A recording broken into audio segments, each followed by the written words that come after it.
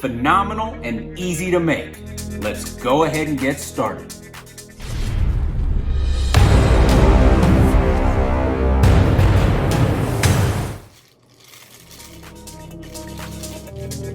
Well, welcome back to Teach a Man to Fish channel.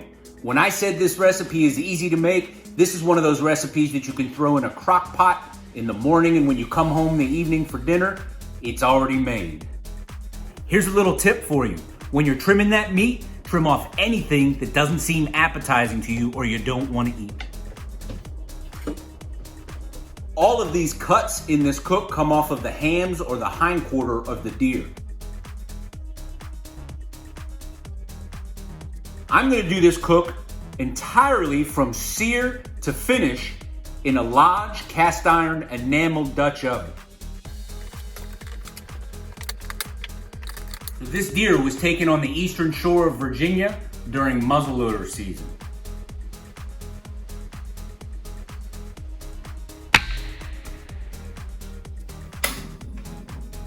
Of course, you can sear this in a skillet and then put it in a crock pot.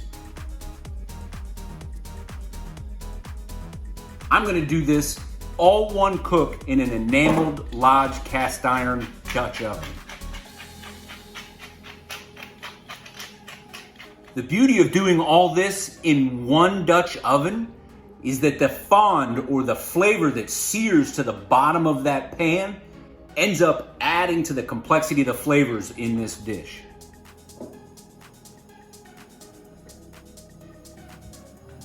I do put one step in that you won't find in many of the other videos, and that's a searing of the meat. It completely adds a new complexity and flavor.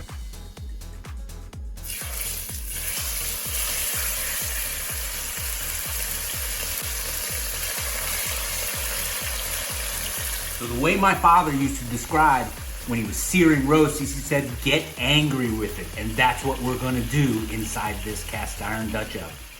We'll go ahead and start preheating that oven to 300 degrees.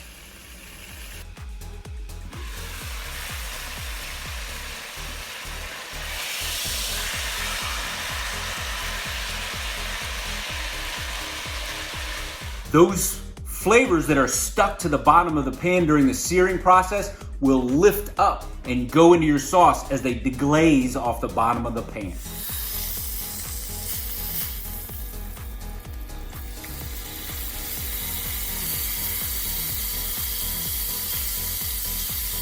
So while that's frying, we're going to go ahead and get the rest of our ingredients together. That includes the French onion, the garlic, and the better than bouillon beef bouillon. I like to sear in a little bit of olive oil. You can pick your favorite grease or fat as well when you're cooking this. Or you can use bacon fat. Bacon makes everything taste better.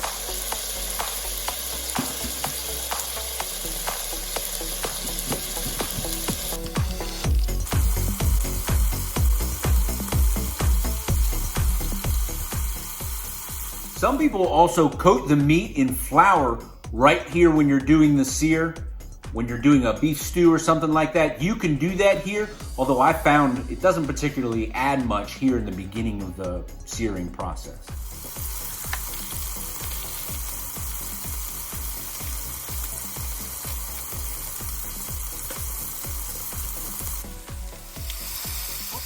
Now we want to put all that seared meat back into the Dutch oven.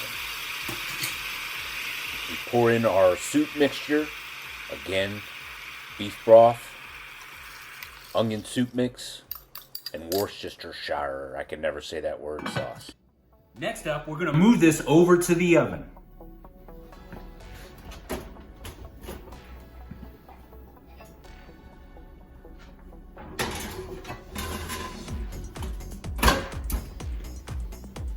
Time and the slow cook spent in the oven or the crock pot that ends up breaking down that sinew and that tissue and what turns it into a liquid right there in your dish. So we've been in the oven for about 5 hours now. At the very last part of the cook, I like to throw some cornstarch in. Really forgiving, really easy to thicken up. You can use flour or whatever other thickening agent you like, or none at all. So we're in the Thanksgiving time frame here, and there is no doubt.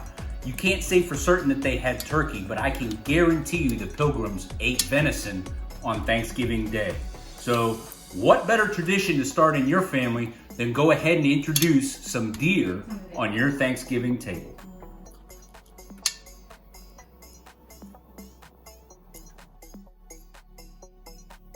What you can do with this is use it as a potato topper, like a gravy for your Thanksgiving dinner on the potatoes.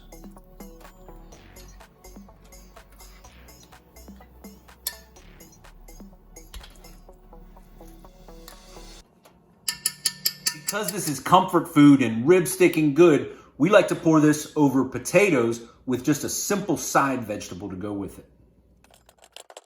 No fancy Instapot for me yet. It's just an old-fashioned pressure cooker and timer.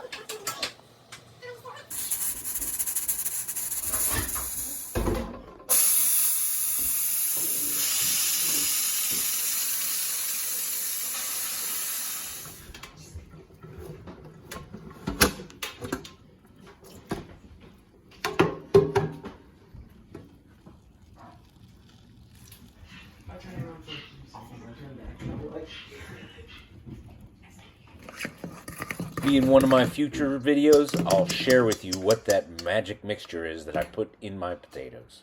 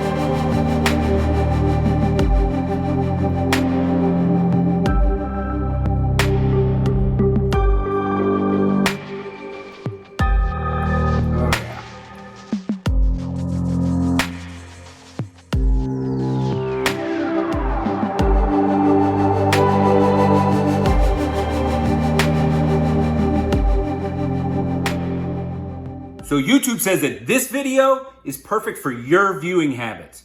This is my latest upload, and over here is a playlist that you just might enjoy. I hope you liked it. If you did, please click like, subscribe, share, and come on back for more.